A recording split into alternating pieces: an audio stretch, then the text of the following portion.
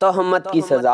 السلام علیکم ناظرین، میں امید کرتا ہوں آپ سب خیریت سے ہوں گے۔ آج اس ویڈیو میں آپ کو تہمت لگانے کی سزا بتاؤں گا اور ایک واقعہ بھی سناؤں گا۔ چلے دوستو واقعے کی جانب بڑھتے ہیں۔ امام مالک رحمۃ اللہ علیہ نے ایک بڑا ہی عجیب واقعہ لکھا ہے کہ مدینہ منورہ کے گرد و نواح میں ایک ڈیرے پر ایک عورت فوت ہو جاتی تو دوسری اس سے غسل دینے لگی۔ جو غسل دے رہی تھی، جب اس کا ہاتھ مری ہوئی عورت کی ران پر پہنچا تو اس کی زبان سے نکل گیا، میری بہنوں جو 2-4 ساتھ بیٹھی ہوئی تھی نا، اس کے ساتھ، یہ جو عورت آج مر گئی ہے، اس کے تو فلاں آدمی کے ساتھ خراب تعلقات تھے۔ غسل دینے والی عورت نے جب یہ کہا تو قدرت کی طرف سے گرفت آ گئی، اس کا ہاتھ ران پر چمٹ گیا، جتنا کھینچتی وہ جدا نہیں ہوتا، زور لگاتی ہے مگر ران ساتھ ہی آتی ہے۔ دیر لگ گئی، میت کے ورثاء کہنے لگے، بی بی جلدی غسل دو، شام ہونے والی ہے، ہم کو جنازہ پڑھ کر اس کو دفنانا بھی ہے۔ وہ کہنے لگی کہ میں تو تمہارے مردے کو چھوڑتی ہوں مگر وہ مجھے نہیں چھوڑتا۔ رات پڑ گئی مگر ہاتھ یوں ہی چمٹا رہا، دن آ گیا پھر ہاتھ چمٹا رہا۔ اب مشکل بنی تو اس کے ورثاء علماء کے پاس گئے۔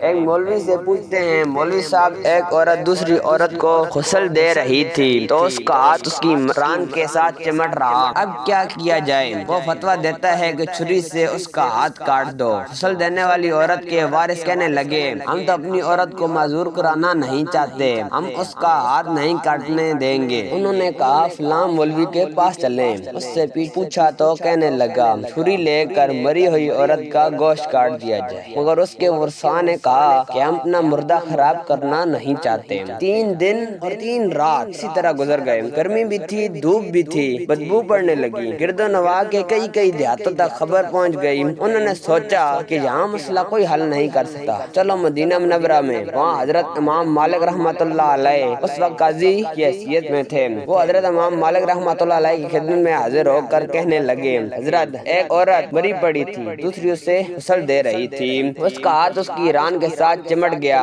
چھوٹتا ہی نہیں، 3 دن ہو گئے، کیا فتویٰ ہے؟ امام مالک رحمۃ اللہ علیہ نے فرمایا، وہاں مجھے لے چلو۔ وہاں پہنچے اور چادر کی آڑ میں پردے کے اندر کھڑے ہو کر غسل دینے والی عورت سے پوچھا، بی بی جب تیرا ہاتھ چمٹا تھا تو نے زبان سے کوئی بات کہی تھی؟ وہ کہنے لگی، میں نے اتنا کہا تھا کہ یہ جو عورت مری ہے اس کے فلاں مرد کے ساتھ ناجائز تعلقات ہیں۔ امام مالک رحمۃ اللہ علیہ نے پوچھا، بی بی جو تو نے تہمت لگائی ہے کیا اس کے 4 چشمدید گواہ تیرے پاس ہیں؟ کہنے لگی نہیں۔ پھر فرمایا، کیا اس عورت نے خود تیرے سامنے اپنے بارے میں اقرار جرم کیا تھا؟ کہنے لگی نہیں۔ فرمایا، پھر تو نے کیوں تہمت لگائی؟ اس نے کہا، میں نے اس لیے کہہ دیا کہ وہ گھڑا اٹھا کر اس کے دروازے سے گزر رہی تھی۔ یہ سن کر امام مالک رحمۃ اللہ علیہ نے وہیں کھڑے ہو کر پورے قرآن میں نظر دوڑائی، پھر فرمانے لگے، قرآن میں آتا ہے، سورۃ نور آیت نمبر 7 ترجمہ، جو عورتوں پر ناجائز تہمتیں لگا دیتے ہیں پھر ان کے پاس 4 گواہ نہیں ہوتے